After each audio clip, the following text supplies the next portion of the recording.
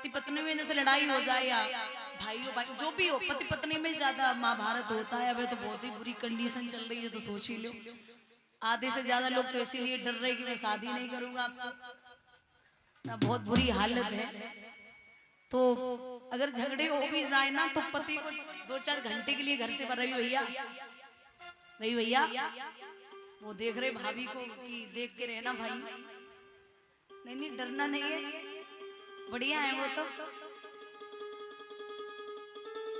हर कोई एक जैसी थोड़ी, अगर है हर कोई एक जैसी हो तो फिर पृथ्वी कैसे चलेगी भाई, है ना। हर घर में सीता भी नहीं हो सकती और हर घर में मंथरा भी नहीं हो सकती, है ना।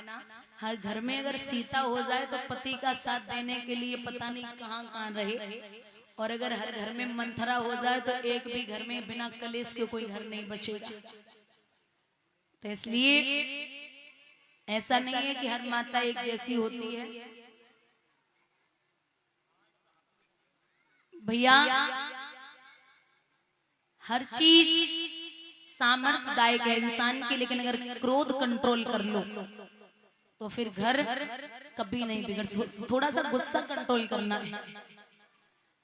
अब इनको भी गुस्सा पता नहीं कब आ जाए। माताएं भी जब पति ज्यादा कुछ बोल जाए ना तो 100 पे मीटर हो सीधा तो आप बस शांत रहो, बोलना नहीं है। और जहां 2-4 जवाब दे दिए फिर तो सोच ही लो क्या होना है। और एक बात और, पति आपके फायदे की बात है। पति चाहे कितने भी गुस्से में हो, पति चाहे कितने भी गुस्से में हो, औरत सज धज करके एक बार मुस्कुरा दे सब गुस्सा शांत। अब ऐसो ना है कि पौआ लगाए बैठे हो सो देर के आंगन में डाल दें तो सब क्रीम पाउडर मारो मारो घूमे। इनकी तो जरा जरा सी बात पे लड़ाइयां होती, बच्चों पे ही लड़ाइयां हो जाए। वो बेटी अगर कुछ अच्छा काम कर दे तो माँ बोलेगी हम पे गई है तभी तो अच्छा करती है, और बेटा अगर गलत कर दे तो तुम पे ही गओ है जो, तभी तो गलत चले जो। एक बात याद रखना, माताओं दिमाग में बिठा लेना, चाहे बेटा हो चाहे बेटी हो, सबसे ज्यादा असर माँ का ही पड़ता है।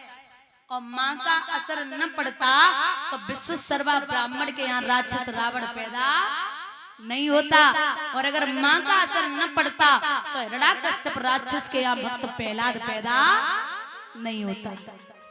सबसे ज्यादा असर संतान पे माँ का पड़ता है। तो बढ़िया खाओ, बढ़िया से बोलो, बढ़िया चाल चलन रखो, बढ़िया से संस्कार आचरण रखिए, तो फिर अपने आप संतान उस रास्ते पे चलेगी।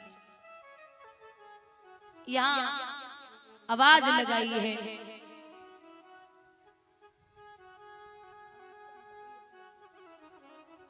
बोले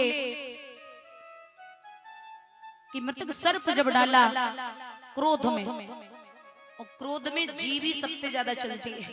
क्रोध आ जाए, ये जितनी देर आप कंट्रोल कर लोगे तब तो ठीक है, और कंट्रोल नहीं हुआ तो सब बर्बाद हो जाएगा। विद्वान ने बड़ी प्यारी लाइनें लिखी हैं। अरे जीव रहती मुख के अंदर फिर भी बड़ी मकदार, दांतों के फाटक लगवाए कर दिए बंद किबार। जीव ने जुल्म गुजारे लाखों परिवार उजाड़े, जीव ने जुल्म गुजारे लाखों परिवार उजाड़े।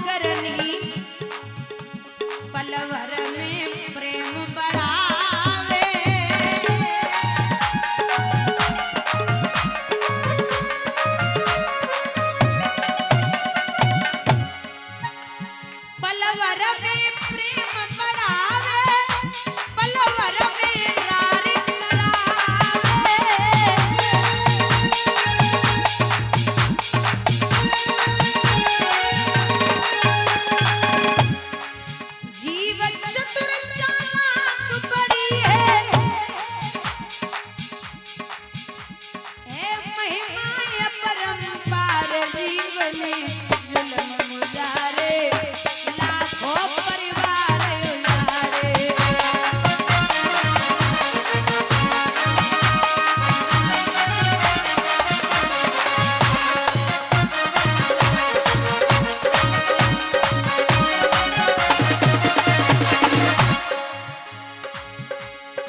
एक दिन मंथरा दासी की आए ऐसी जीव चली थी।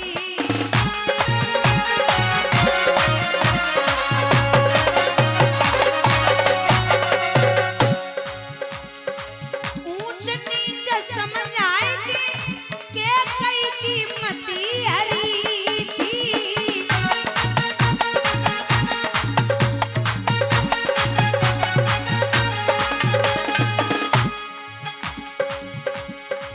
राम भेज दिए वनवास को गलत कियो व्यवहार जीवने जुल्म गुजारे लाखों परिवार उजाड़े।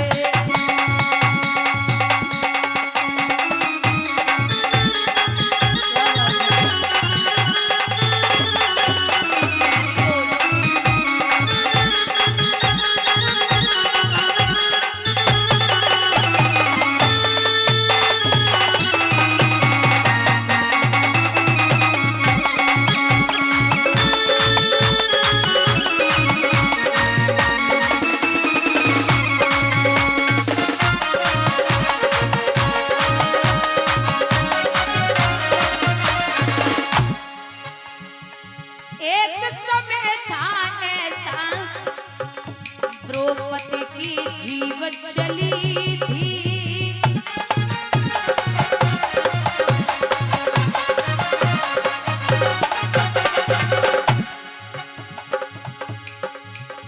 अन्नों के अन्ना के कई की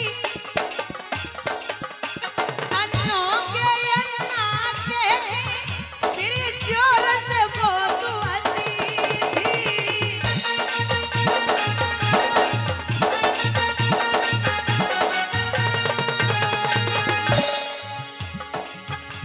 एक दुर्योधन ने घर में आई थी तीनों सोच विचार जीवने जुल्म गुजारे लाखों परिवार उजाड़े।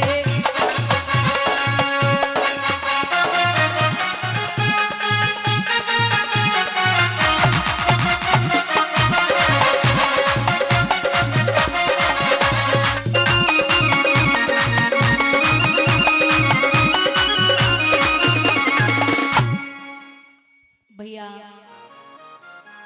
उनके पुत्र संगी ऋषि गंगा में स्नान कर रहे थे।